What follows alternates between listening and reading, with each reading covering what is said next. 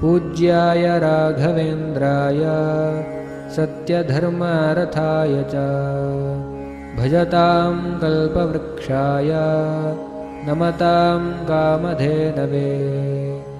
दुर्वादिध्वान्तरवये सज्जनेन्दीवरेन्दवे नमः श्रीराघवेन्द्रगुरवे नमो अत्यन्तदयाळवे पूज्याय राघवेन्द्राय सत्यधर्मरथाय च भजतां कल्पवृक्षाय नमतां कामधेनवे दुर्वादिध्वान्तरवये सज्जनेन्दीवरेन्दवे